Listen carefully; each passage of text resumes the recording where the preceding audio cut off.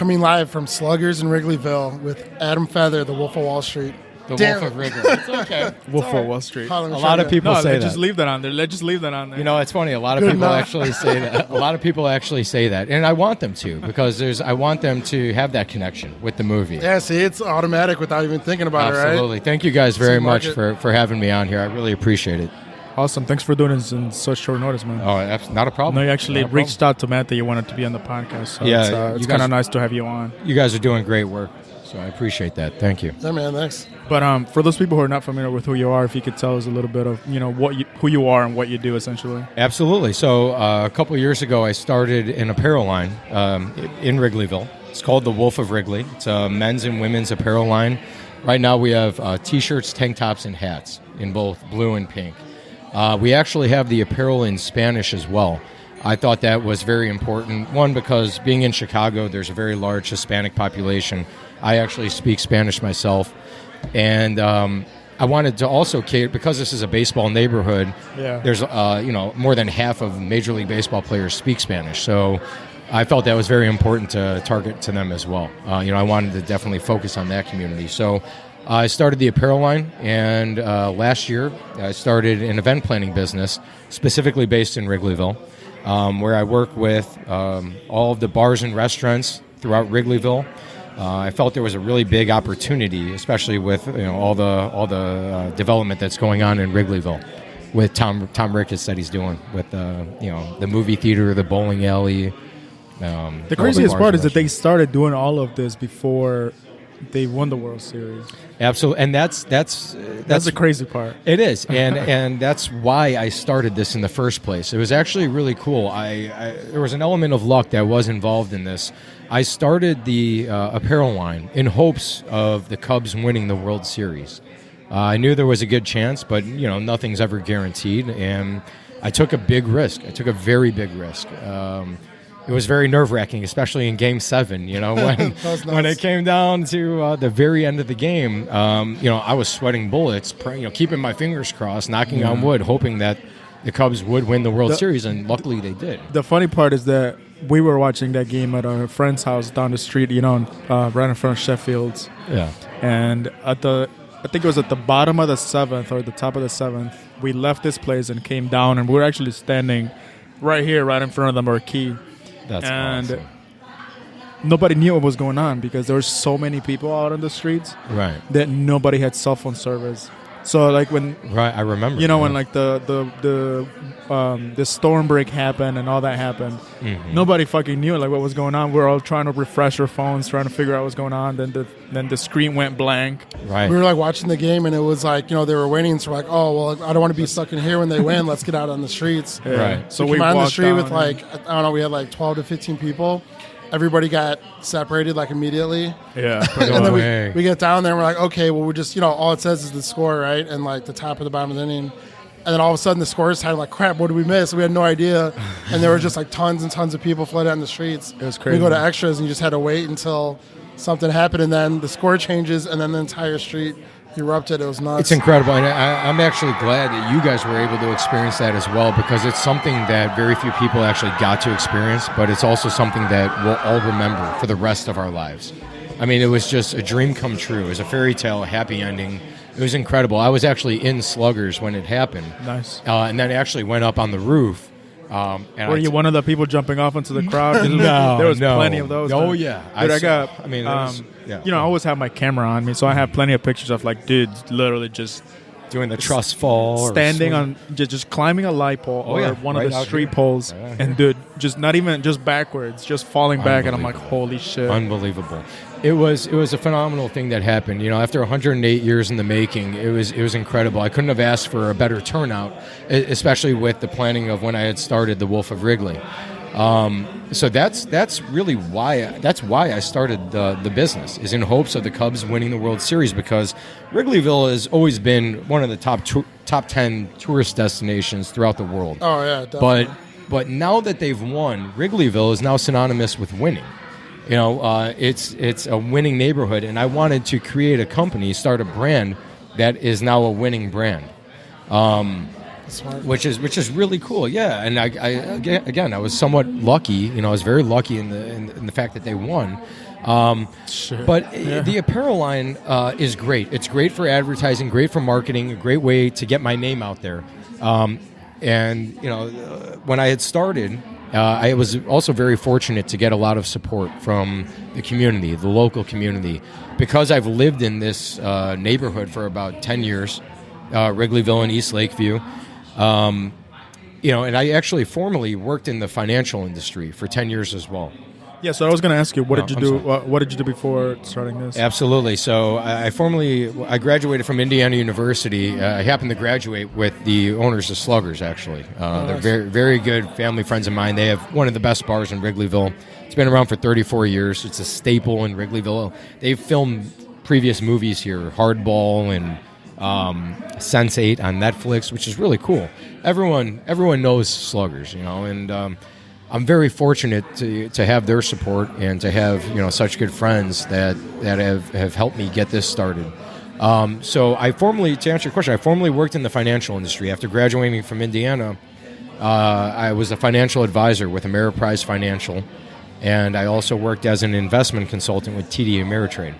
So I was doing comprehensive financial planning. I've always been in sales. I love sales. You know, it's always been a passion of mine. And I've lived in this neighborhood for so long. So when the Wolf of Wall Street movie came out, I loved it. I thought it was empowering in the sense that the guy, not for all the negative things that he did, you know, yes, he broke the law. Yes, he did a lot of drugs. He had promiscuous sex, you know, and all that stuff. But there's a lot of positives that you can take out of that. The guy was very driven. He was extremely motivated. He was a go-getter. He was a type A personality. You know, he was the best at what he did. And to me, that struck a chord with me. That was something that I was just in awe of. You know, I thought that was really cool that he was a young buck that came into New York and built an empire from nothing. And you got to respect that. So that was a hell of a movie, yeah. It was a phenomenal movie. Leonardo DiCaprio did a great job, and Jordan Belfort, you know, helped along with that movie as well. So I said to myself one day, I was sitting around, and I said, you know, the Wolf of Wall Street, the Wolf of Wrigley, that's actually pretty catchy. I said, so, you know, I want to put it on a T-shirt, see how it does. It's an alliteration. So I actually ran the first production line. The very first line that I did was a very small production line, and I did it at Strange Cargo down the street. Oh, nice. Again, another staple in Wrigleyville. They're actually, I just found this out, they're actually moving outside of Wrigleyville. They're no longer going to be here. They're still going to be in business, but they're moving. I'm not exactly sure where. But so I ran the line. I gave the shirts to the owners of Sluggers and the managers, and they helped. They wore it. Kind of wanted to do a test run, see how it would go, and people loved it.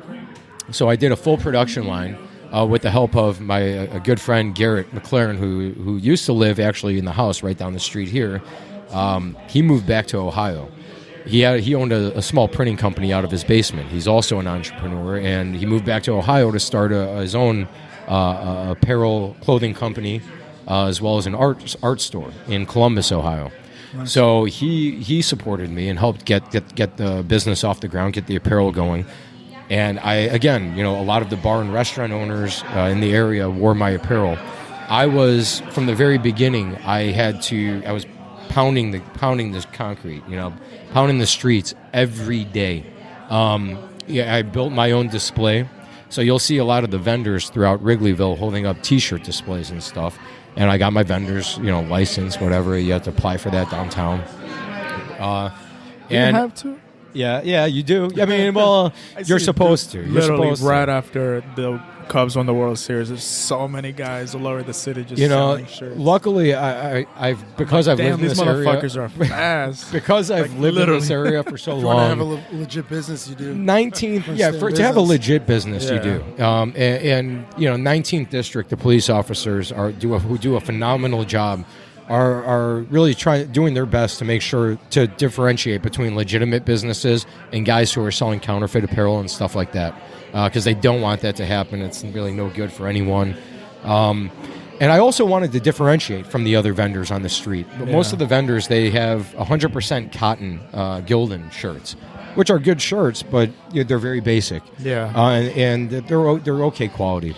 I think the one that we use for the Profits of Wages shirts are what is it, the American Apparel? Yeah. Like That's a great line. most comfortable shirt ever made, or whatever. Love American Apparel. I actually use Next Level, and the men's apparel is a 50-50 blend. It's half cotton, half polyester, so it's really soft and comfortable. And the women's apparel is a tri-blend, cotton, polyester, and spandex. So, and we have tearaway tags in the back as well, and the logo on the inside yoke of the shirt. So, it started from nothing. I had a display outside of Sluggers. They allowed me to have a table where I would put my T-shirt display, and I literally started selling every day. And it was a slow start. It was, and I was handing out marketing material, like cards with my website on it, the Wolf of Wrigley. I would hand it out, probably thousands of those to people. People had no idea what it was at the time. And at the time, it was just an apparel line. But it started slowly growing, and people caught on. Once I had more business owners wearing it, a lot of people, the bar and restaurant owners, it really struck a chord within the industry, and a lot of people thought it was cool. It is a cool brand in my eyes. People are very receptive to it because of the positive spin I put on it, and because the Cubs won the World Series. That really helped a lot too, because being a Wolf, all it means is that you're the best at what you do. Yeah, okay, that's really all it means. You're the shit. You're a boss. You're the best at what you do. So, after the first year of starting the apparel line, which I still have, and I still want to continue to grow, I'd love to continue expanding the apparel line to have the women's apparel in Spanish. To have long what would sleeve it say in shirts. Spanish? It says El Lobo de Wrigley. Which means the Wolf of Wrigley in Spanish, or you can say La Loba de Wrigley for women. And people love it. People that don't speak Spanish don't necessarily understand it, but on my display, the other eight pieces all say the Wolf of Wrigley. So it'd be pretty obvious. Yeah, it's fairly obvious, and it's the same design, same exact logo. But I would love to do long sleeve shirts, hoodies. The sky's the limit. There's really a tremendous amount of stuff we can do. So anyways, after the first year, I thought that yes, the apparel it's a great start, it's a great opportunity. But looking through for the longevity of the business, I wanted to do something different, something unique that's not currently being offered in Wrigleyville. And what I mean by that is, there are event planners out there. You have Chris Festa with T-Box and Freddie Cole with Chicago 20-something. That's Matt's event, dude. Ah, okay. It's T-Box every year. His birthday is right around T-Box. Really? Yeah, so okay. just go there as like a birthday. Are you going to the event next Saturday? He has the Mardi Gras. The Mardi Gras pub crawl. It's called Bead Quest. You will not be there. I'm going to like a 3-day. I have free tickets for you guys if you want to go. I do. So seriously, yeah. If you guys want to go, you're more than welcome. You'll have to thank Chris, but he's a great guy. So, anyways, I didn't necessarily want to do large pub crawls like they do. When I was out selling the apparel every day, a lot of people would come up to me and say, not knowing who I am, but because I'm standing in the street, they would, and these are people from Chicago and people from out of town. Yeah. They would say to me, well, where do I go to get the best hot dog, or who has the best burger, or, where's this place, or where's that place, or who has the cheapest beer? And I realized in my head, it kind of clicked. There's a lot of uncertainty when coming to Wrigleyville. It's kind of like a free-for-all. Everyone's kind of just walking around doing their own thing, not really knowing where anything is, or not knowing exactly what to do or what they want to do or what's available.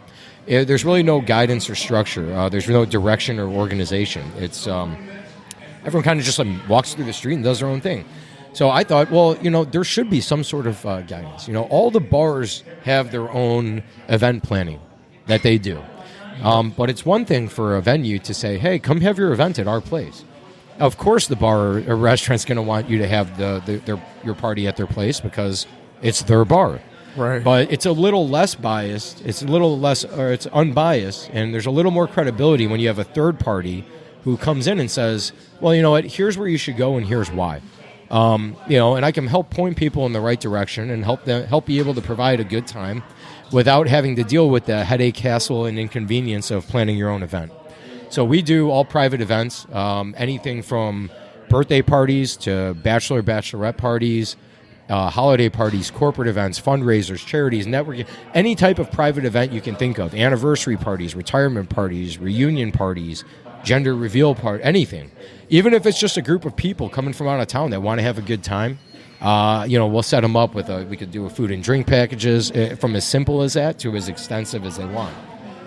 So I have, again, luckily I've built relationships with other people within the event planning industry, from lighting and decor to music groups and stuff like that, live music, DJs, and so forth.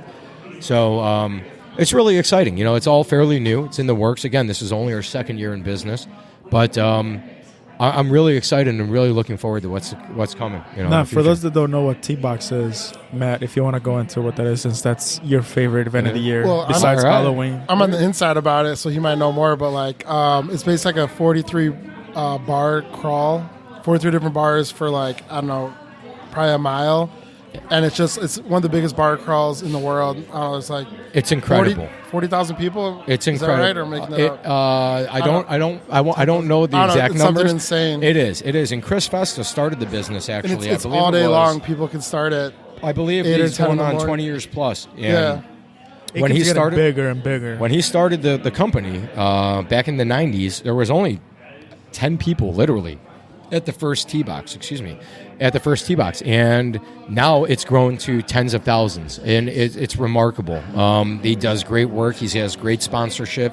He does other bar crawls other than the Christmas crawl. But yeah, he's given me a lot of guidance, and he's a very good friend of mine. So I've picked his brain and gotten to learn a lot from him as well. Yeah, and then the T-Box actually stands for 12 bars of Christmas, because there's 10 of them. They probably went on a 12-bar crawl. Right.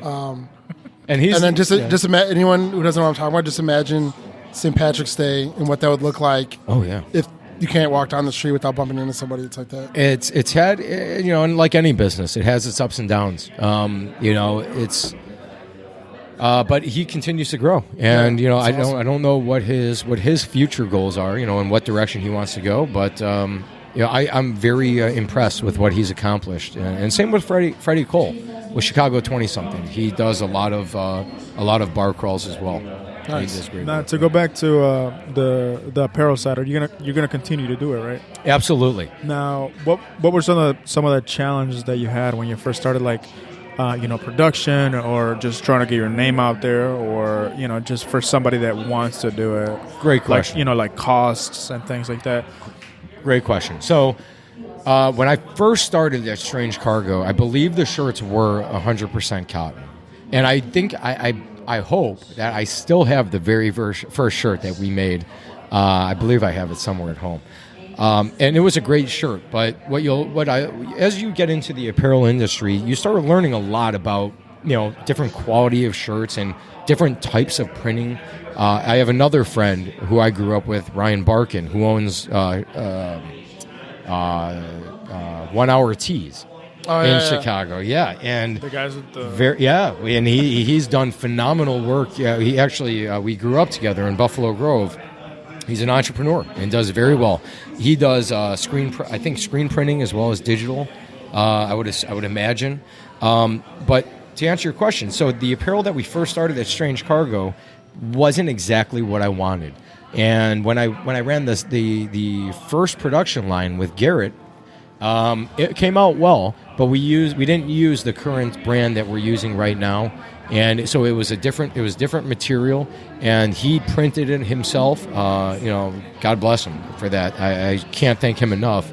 And it came out well, but it was a work in progress. The printing wasn't where we wanted it to be, and so you learn from that. You learn from your mistakes, you learn from your experiences, and you move forward.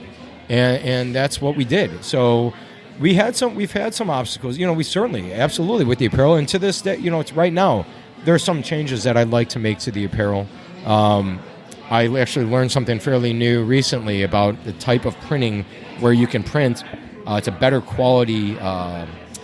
However they print it, and again, I'm not a printing expert. I don't print it myself. I use someone to print the apparel, but where the letters won't crack and stuff like that, it'll last longer. But all the apparel I use, like I said, is better quality, so the color won't fade as much as it would on a 100% cotton shirt.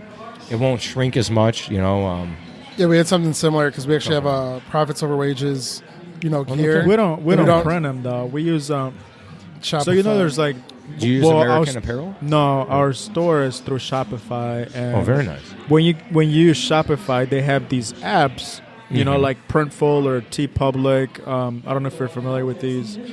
So these are I like use Shopify as well. But they're no, like I'm not they're essentially drop ship companies. Like we don't have to buy inventory. okay. When somebody orders a shirt, it goes directly through Printful, and Printful does all the fulfillment and all the shipping. They are a little bit more expensive, but we don't have to carry an inventory.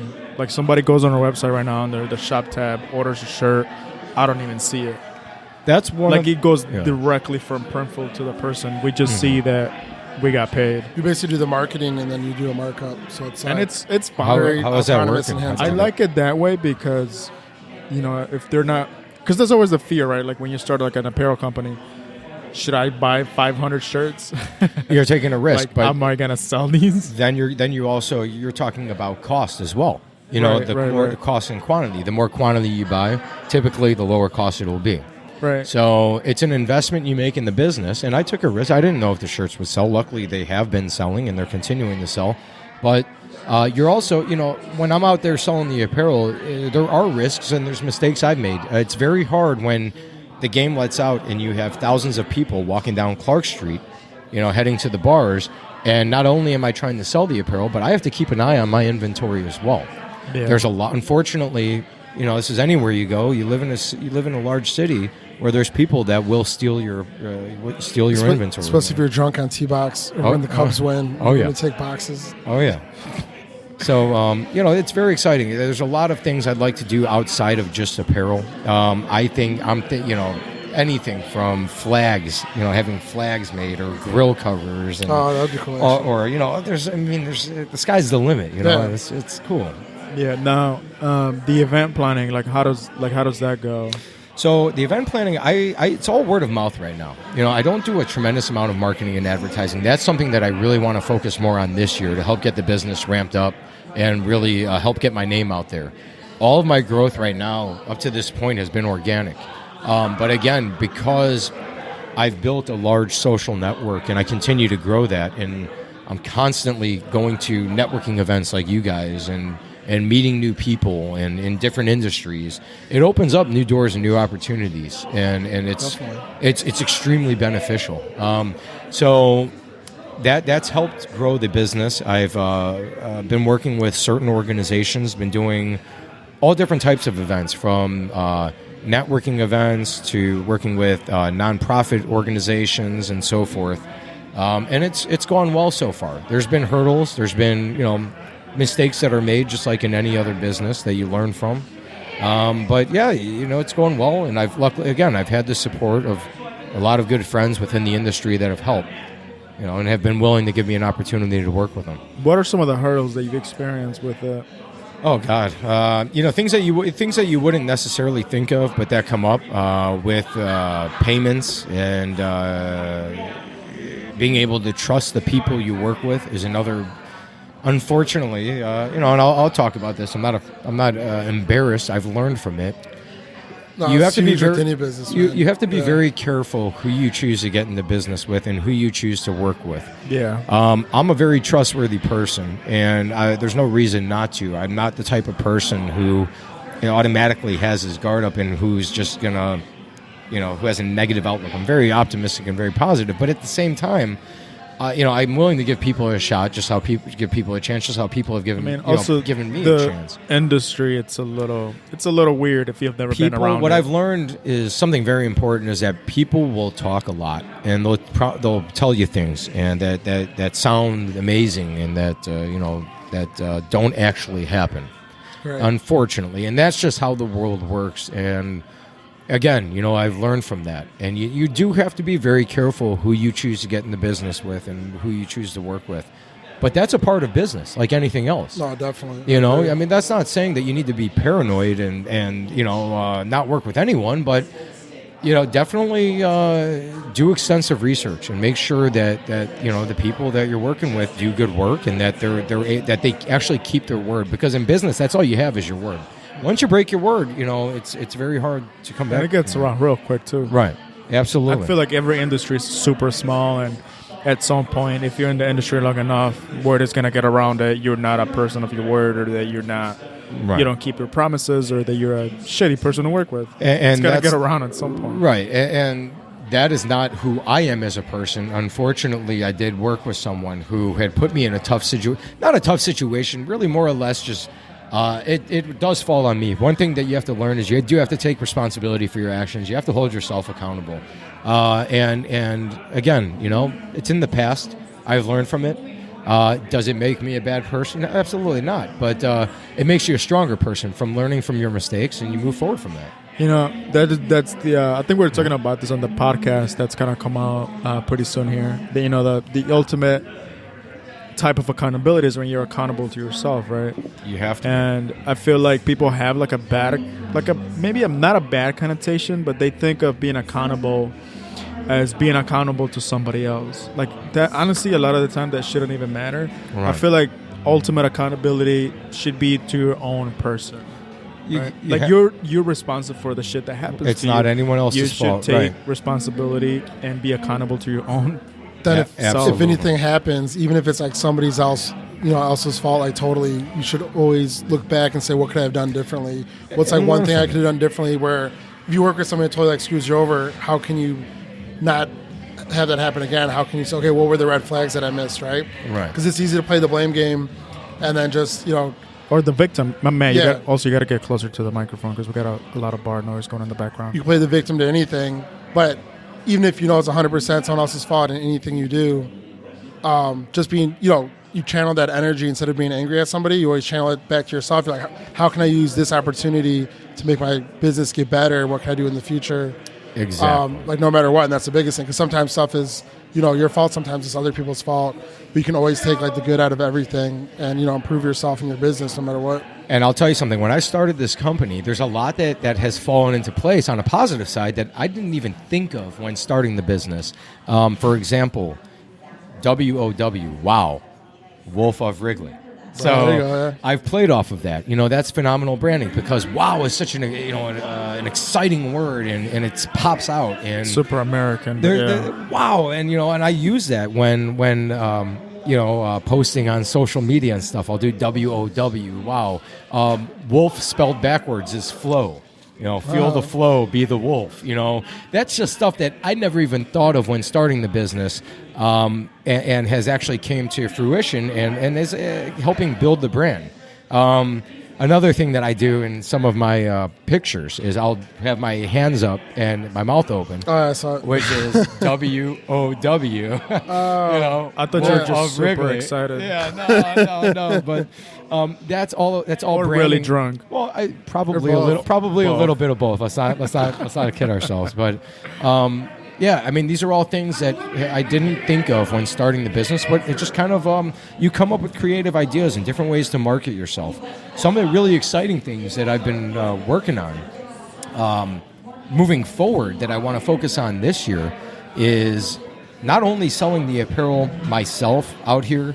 I may or may not be continuing to sell it myself. I still want to do it, but I would like to have someone else be out here as well. Start building actual team. Yeah. Having someone else sell the apparel, so I can focus more on the event planning side of things. I also, because I've lived in this area for so long and happen to become friends with a lot of the other T-shirt vendors on the street who are also really love my brand. I want them to start selling my apparel too. All the street vendors around Wrigley Field, I would love for them to start selling the T-shirts and stuff, which will only help. It's gonna lower my margins, my profit margin, so I won't be making as much, But you get more volume. but I get more volume. And you get Exactly. more marketing because it's more out there. Absolutely, I'm reaching a larger number of people. I also have the support of Sports World right across the street from Sluggers, who was nice enough to help sell my apparel on their website. I would really like an opportunity to sell the apparel in their store, as well as Wrigleyville Sports down the street on Sheffield and Addison. Isn't there like a new one opening up too with this construction? There probably is. I don't know for a fact. There's Clark Street Sport. But there was that Clark one that Street. they closed down because of the construction, right? Yeah, but there's another one that's opening that's like I would imagine Gonna be so. brand I know new. there's a Cubs store down the street, but Again, I've been in a lot of this may have to do with timing, but when I started the apparel line, another thing that really helped get my name out there was the number of celebrities that were wearing my apparel. I want to touch upon that as well. Thomas Ian Nicholas, who was the childhood actor in Rookie of the Year. Yeah. And he played Henry Rowan-Gardner for the Cubs and actually won the World Series in the movie. It was funny because when I started the company in 2016, before the Cubs won the World Series, I met Thomas through a good friend of mine, James Feely, who is very well known in the industry as well, very successful. He used to work for Wirtz Beverage and worked for Diageo. Now works for, forgive me if I'm pronouncing it wrong, Torlato Wines.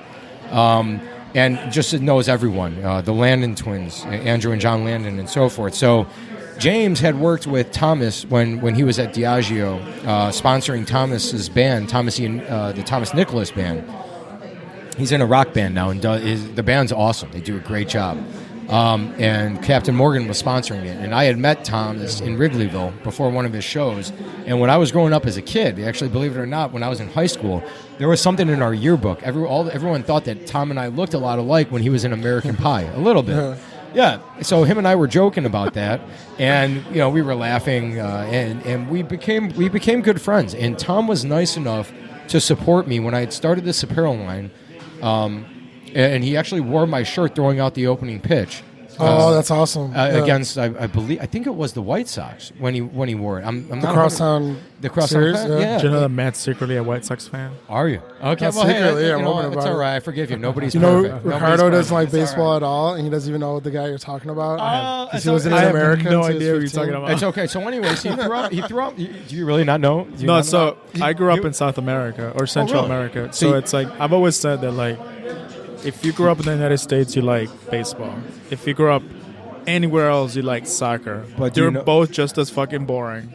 Do you But know if Thomas you wa- Nicholas? if you All grew- of Central America is like baseball play. Like Well, a that's third of most- the league is like. Not Central, mostly Caribbean and South and Colombian and You even know about Dominican. baseball? How do you know? So That's all you see, right? It's like Absolutely. Dominican Republic. No, but no, you I see get what what I'm you're saying. saying. Like, if So you you speak Give Spanish? us yeah, I got it. Do you want the shirt in Spanish or English? sure. Give it to him in Either Spanish. one. Either one. All right, you got it. No, but like what I'm saying is like if whichever sport you grew up with, that's what you like. It doesn't matter how boring it is because baseball is Right. boring as hell. Soccer And is so it's boring. soccer. So it's soccer. Some would argue. It's all. You're right. That's a good point. It depends on where you grow up. Regular where you grew up season and is what's- boring as hell. I do like playoff baseball. That I do like. Do we Absolutely. even know But the I feel rules like- of baseball? Absolutely. They're not that hard. So Tom threw out the opening pitch wearing my shirt. He wore it, during his concert, which was very nice of him. It helped get exposure. I've had a lot of support from James Feely and the Landons, and all. As I said, the bar. It was covered on ESPN because I was out in Wrigleyville so much during that season, during 2016.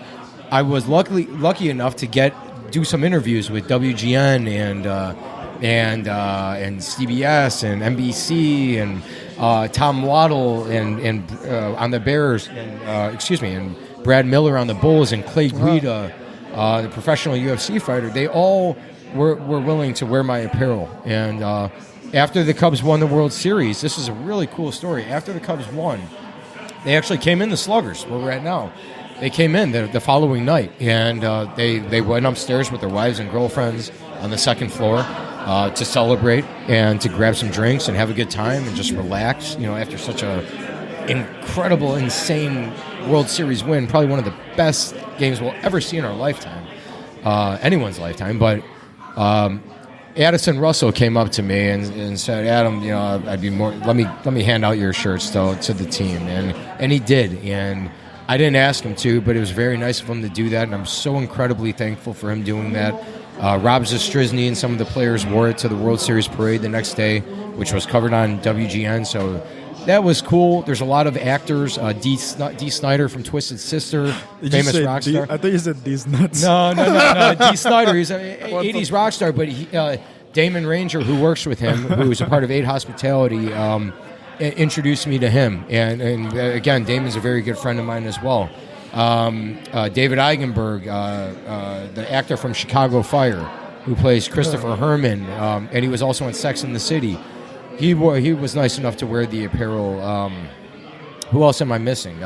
Lauren Jiggets, who was on on NBC, and now she's on the morning news, WGN Morning News, who I went to high school with. Was nice enough to wear it. So you know, cool, all these, man. yeah. I mean, it's very helpful. It's helpful in getting the brand out there because, you know, let's face it, when you see celebrities wearing your apparel, it's something that other people want to wear, and That's how football got big. It's good marketing. And it's validation for you. Kevin White on the Bears, you know, if he's he been plays, if he plays, but he poor- wears. I know I feel bad for him, but he poor wears guy, the apparel, man. you know, and it's nice to have that support. And I want to continue growing that. My goals moving forward, I would love to get all the Chicago Cubs celebrities. I would like to get wearing a shirt, including Jeremy Piven, Vince Vaughn.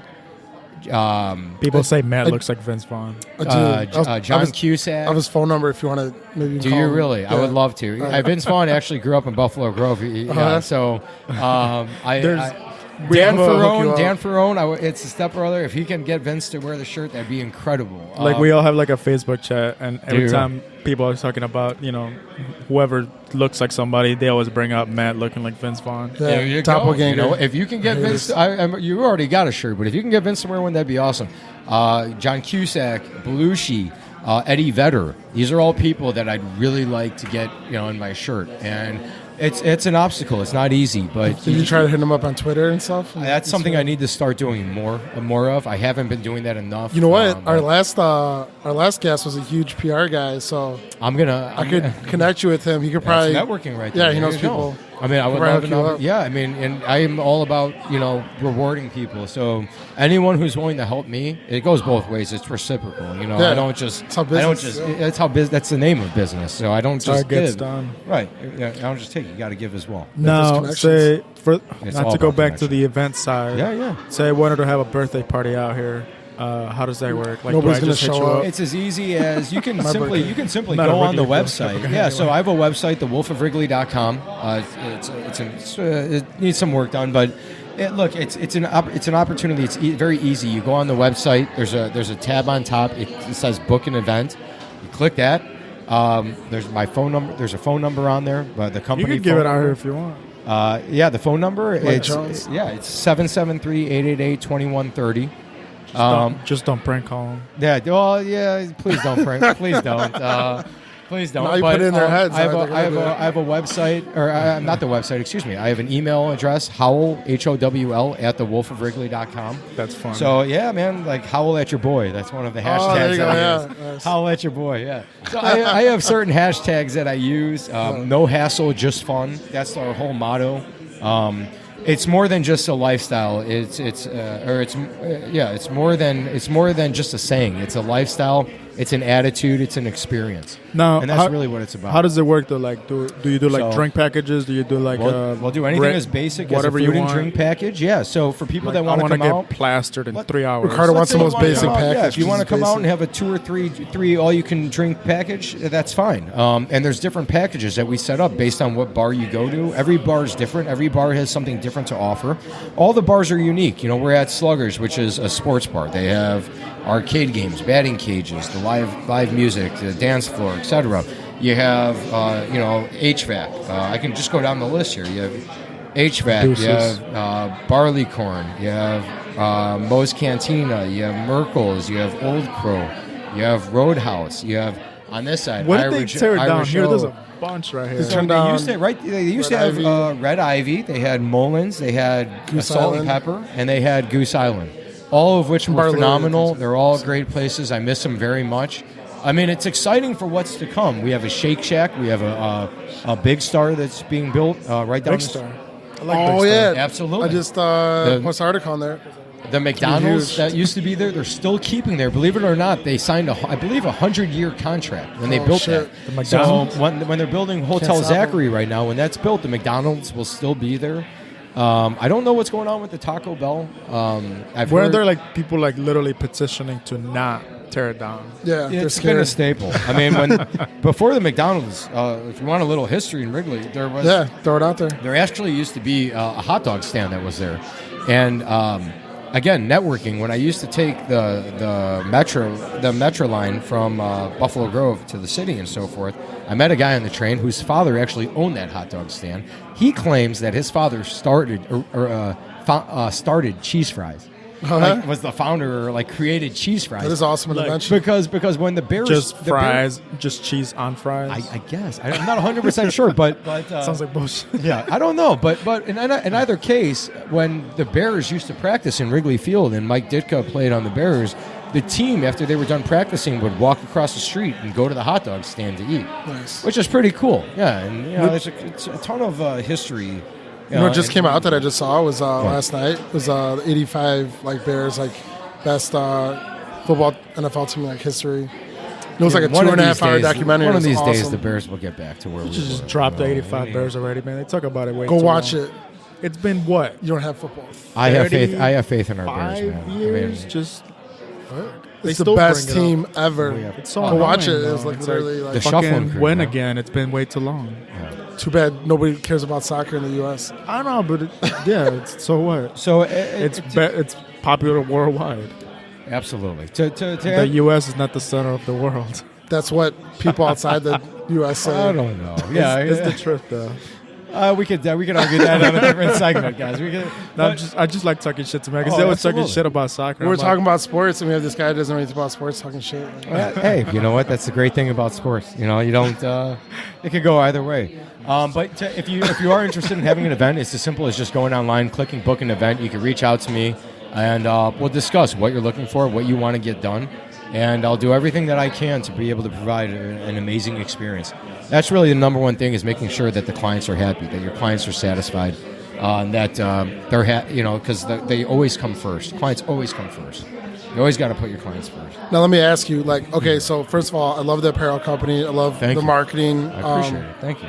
The logo, the wording, everything. Yeah, you gotta get closer. I love that you're doing the event planning. I think that's huge, especially with the market you're at. Thank you. In Wrigley, and those two things go hand in hand. Now, maybe for some of our listeners, it's an awesome undertaking that you've taken, you started doing, and you're growing it and you're scaling it.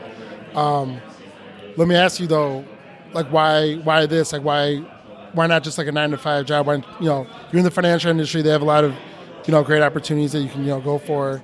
What made you make the leap, first of all? And, because, this podcast is all about inspiring other people to go after their dreams. Absolutely. And, not just be kind of stuck in a cubicle, especially if it's a job that you don't like at all and it's your heart's not there. And instead of just showing up for a paycheck. Right. Because I can see how excited you are about, both these companies that you're doing. Mm-hmm. And, how long was that period where you were like, well, this is what I want to do? And how long did you think about it before you started putting in the action to execute, to actually go out and do it? So, And good question. What's your why? So first things first, the light bulb clicked when I was actually at Sluggers on a cold, dreary night like this, drinking at the bar, really drunk. And it just hit me. And I really enjoyed, the corporate gig. It's not for everyone. And being an entrepreneur is not for everyone, and having a 9-to-5 is not for everyone. But it was something that I was truly passionate about. When you have that passion, when it's something that you really, really want to do, and you have that drive, there's no second guessing it. There's no question. You're fearless. That's really what it takes. Is you just have to take that leap of faith. And if you fail, you get back up and you do it again. It's not. But you got to take that chance, and most people aren't willing to take that chance. It was something that I thought was a huge opportunity before the Cubs. I wanted to start this company before the Cubs won the World Series, so I can piggyback off their success, and I did. I mean, and it worked. Knock on wood. And I really hope that the Cubs win another 2 World Series over the next 5-6 years. Well, let's not get that far ahead. Let's focus on the next 5 years. But. Look, it's something that you have to look yourself in the mirror and take a deep look and really make that decision. Is this something I really want to? Is this something I really want to do? And it's not easy. Did you quit your job cold turkey? I did, yeah. So I dedicated all my time and effort into this. I put a lot of thought into it before getting started. You can't. It's not something you want to do recklessly and just jump into and say, No, I put together a business plan. I figured out what I needed to do, how I would make it work. The rent's still due at the beginning of the month. So. Absolutely. Well, I did have help. I'm not going to lie. It's not something that if you either have your own money that you use and you have financial saving, or you need an investor, someone, because running a company you do need capital. You need money to purchase the apparel. And get your name out there and put into marketing and advertising. So I was able to get help from my family. Did help me out, and I'm very, very grateful for that and very appreciative. And it's not, the difference between a 9-to-5 and starting your own business is that when you own your own business, it never ends. It's a 24-hour constant thing. There's no light switch. There were nights, and not to defer someone, or not to scare someone from starting their own business, but there are nights. There is competition. It is scary, but you know what? Let them know. You have to embrace that. You have to embrace that scare. And there were nights when I would get no sleep. I wouldn't sleep at night because you're tossing and turning, and I'm waking up. Is this going to work? Is it not? What should I be doing differently?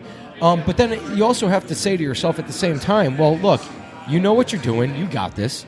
And it's all about being confident and just kind of owning it and saying, just take it one step at a time. Don't rush into anything. You're going to learn from this, and just stay focused. Keep the middle ground, and be the Wolf of Wrigley. That's right. I was going to say Wall Street. Wall Street.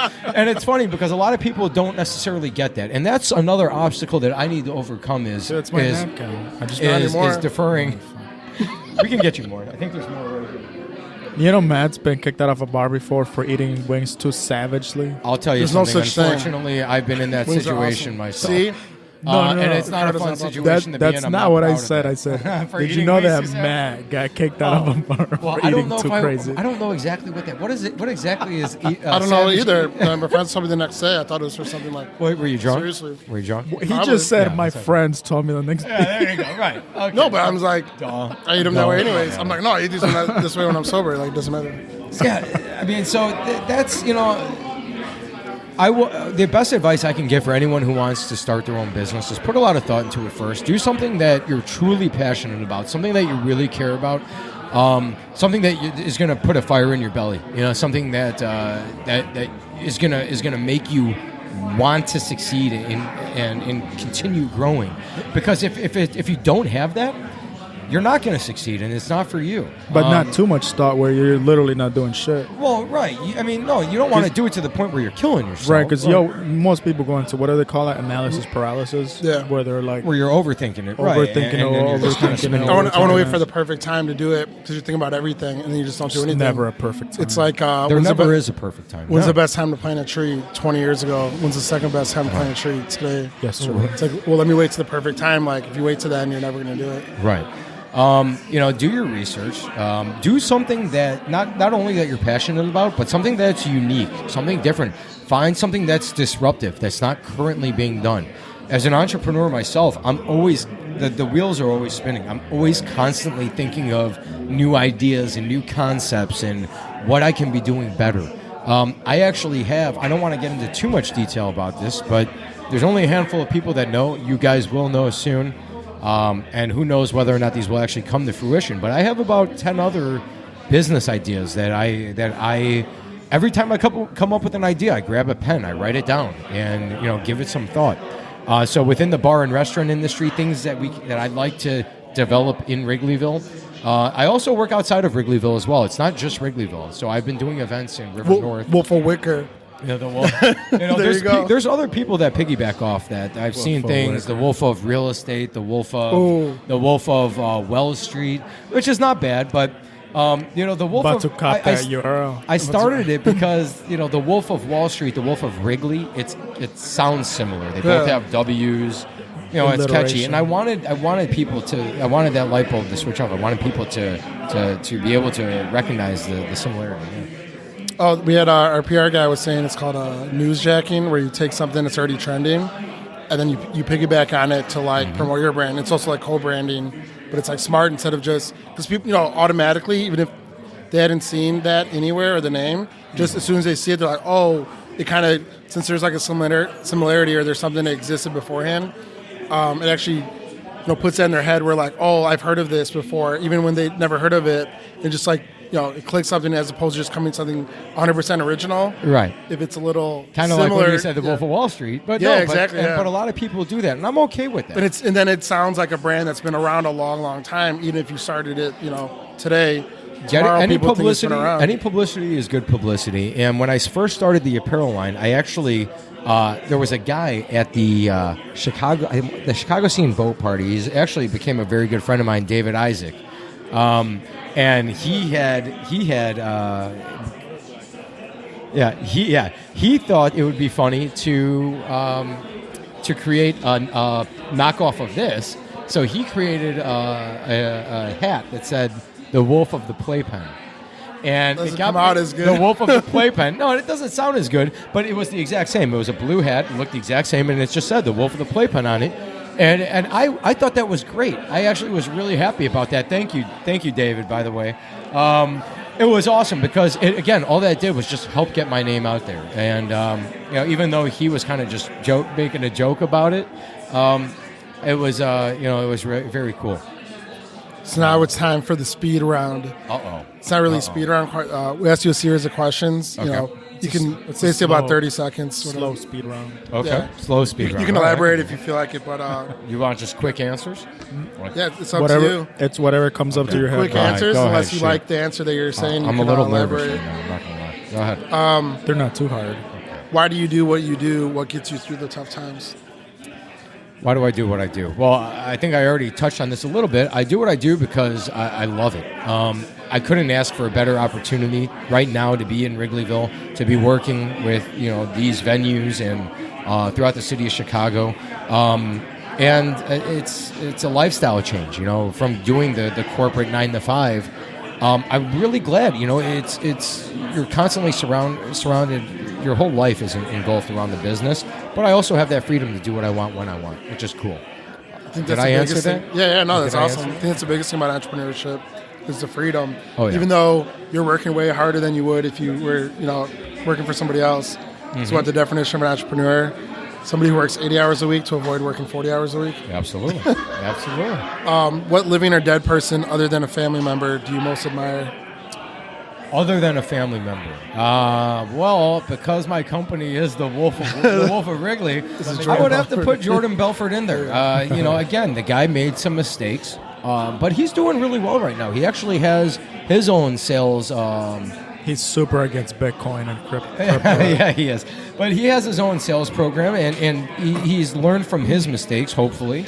And is able to teach others about that. So he is someone that I really look up to, believe it or not because of the negative that he's done, but because of all the good stuff he's done, and because of his sheer tenacity and drive.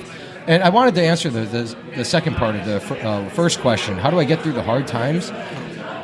Alcohol helps, but no, in all honesty, it's just self-talk. It's like, sometimes I do get down. Being an entrepreneur is not easy. You have rough times where, God, is this going to work? Or, how am I going to get this to work? But you got to fight. It's about staying positive and having the mental strength to just fight through that and perseverance. Persevere, exactly. Thank you. It's pretty lonely, too, if you're doing it by yourself. It is. Right now, yes. And that's one thing I want to do is build a team that can help me grow the business at a much faster rate. Yeah. What do you wish you knew before you started? One thing I wish I knew was planning is a lot harder than it is, event planning. And it's a work in progress. I'm learning as I go along, but I wish that there's a few events previously I wish I would have done differently in terms of planning, dotting my I's, crossing my T's, making sure that everything's checked off. Again, those are things. And another thing I wish I may have done a little differently is having the right amount of funding in place. Securing the right amount of capital is very important in any business, and making sure that your company's properly capitalized to fuel that growth. I'm at a stage right now where I actually am in the process of trying to secure an investor for my company to help take my company to the next level. And it's not easy. In any industry, it's not easy, but I'm very confident in myself. I'm very confident in the business. I feel that there's a huge opportunity, and I'll find the right investor, someone that will help propel, the company moving forward. Invest in the Wolf. There you go. I think you already answered this one. Okay. Do you have a favorite failure? Is there one that set you up for future success? Yeah. My favorite failure was I did try to throw a bar crawl, actually, believe it or not. The very first season. A wolf crawl? A wolf crawl. It was the inaugural Wolf of Wrigley a bar wolf walk? crawl. And I thought that it was going to be a huge turnout. And here's the thing that you learn about planning events. There's a lot of unforeseen circumstances that come up, a lot of variables that you can't anticipate for. For example, weather. The day that we threw the event, it was just really shitty out. The weather, it was dreary, it was cloudy, it was raining, it was cold. I don't know if it was necessarily cold, but we didn't do enough planning in advance to really get the bar crawl, to get the word out there. It was kind of a rush job. I had the support of some of the distributors who had helped me out, Chicago Beverage. Thank you very much for that, but it wasn't done the right way. So I learned from that. There wasn't a good turnout. There was actually another bar crawl that was unknown to anyone that was actually going on at that time. So there was just like a culmination of a lot of unforeseen circumstances that again, I'm not making excuses because these are things that I could have overcame, and ultimately it comes down on me. But it was a learning experience, and moving forward when planning events, you really need to make sure that the events are done correctly. And you only get one shot at it. So planning is a huge aspect.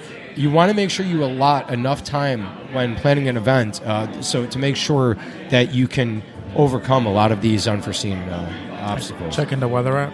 Yeah, well, that's one very important thing. Well, if you already have it planned, you can't really change right, it. But right, that's the thing. When you plan these events, right. So like when Chris Festa, when he plans the T-Box events, these are planned months and months in advance, and you can't change the date. Now. So it's rain or shine, and luckily for him, he's had such a huge following. But when you're starting off on your own and you're an individual, it's very hard to get everyone to come out, and they all missed a great time. We still had a great time. Don't get me wrong, but that's one thing I would have done differently. That's a failure that I would have liked to. I wish we could have done a better job on that. I recently met a guy that spent $50,000 on this event where they were going to, definitely get that back and way more.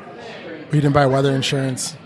He lost the whole thing. Instead of having 4,000 people, they had 100 people. Unbelievable. It's unfortunate. The weather insurance is only $1,500. Right. Wait, there's weather insurance? Oh yeah. There's insurance for anything out there. Yeah. But it was like that island party last year that bombed, the draw rule thing. You know what I'm talking about? Where was this at? No, I'm just saying. I was saying. No, what happened? I don't know. Oh, I forgot what it's called. I'm out of the loop. All right, we'll talk about it later. Okay, we can talk about it. All right. I am interested to hear about that. What is one thing you find to be true that most people would disagree with? Say that one more time. What is one thing that you find to be true that most people would disagree with? Energy, man. Energy and intensity is such a huge part of what I do. Not everyone agrees with that. And sometimes a flaw of mine is that I sometimes come across over the top. You're not seeing it right now. Not to the point where it's detrimental, but to other people, and I need to be able to take that feedback and learn from it. It could be too much, and it could come across as annoying. But that's just the type of person who I am. You're in the entertainment industry. That's the type of person I am. I'm very loud. I'm very energetic and intense. Some people wouldn't agree with that, but I'm never going to change who I am as a person. I could focus on, being a better person and not making it a flaw. Does that make sense? Yeah. Okay. What was the worst piece of advice you ever got?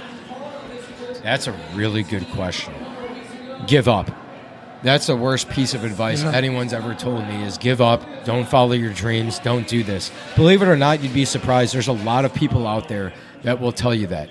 And you got to just brush that off. You can't listen to your haters, you can't listen to the negative all feedback's good. You got to listen to feedback, but the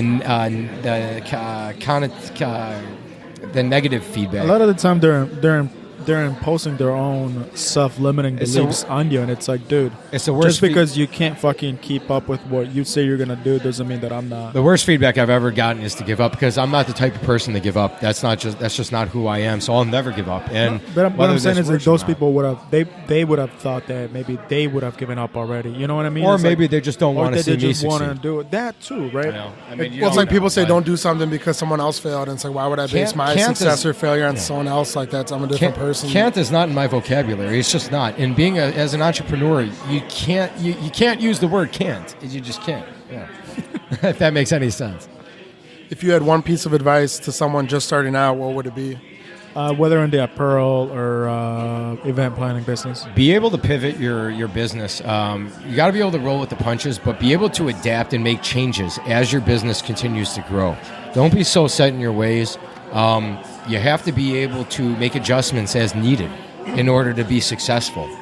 That's one really good piece of advice that was given to me.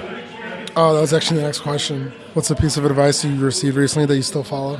I can give you another one. Another really good piece of advice is surround yourself with good people. That's very important.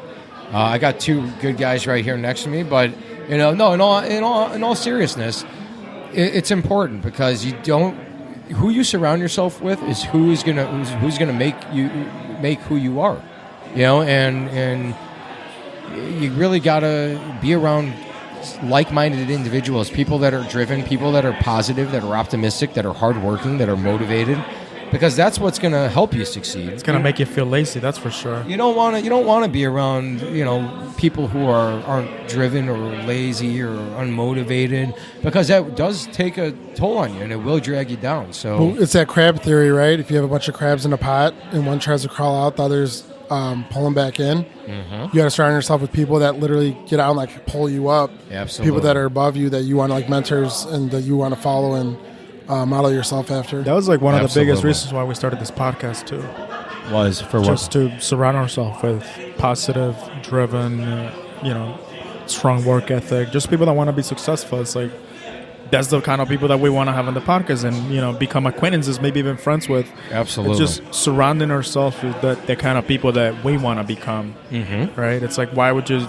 It doesn't make any sense. Like, if your friends are not challenging you, if your friends are not doing things that make you feel like a lazy piece of shit, then you don't have the right friends. And there is one other piece of advice I want to say. You have to believe in yourself.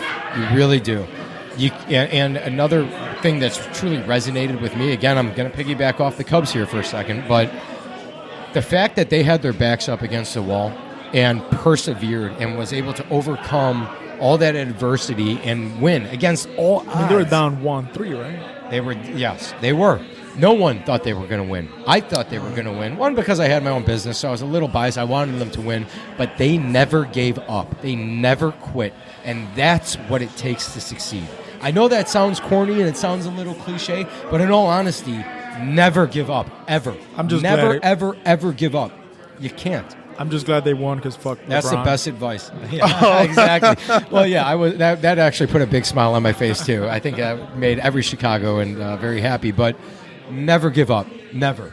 Follow your dreams. Keep doing what you're doing, and that's all you can do. So I think we'll end on that. I think you might have already said it, but where can people find you for either of your businesses, or where can they? Thank you very much. So I'm on Facebook, Instagram, and Twitter. I know that's bad because I should be on other social media platforms as well. I'm working on that, but you can search The Wolf of Wrigley on all three, Facebook, Instagram, and Twitter. I also have my website, thewolfofwrigley.com. And you can also find me on this guy's podcast. So. Yeah. Thanks, man, for being on the podcast. Thank you guys both very much. I really appreciate everything, man. Until next time, guys.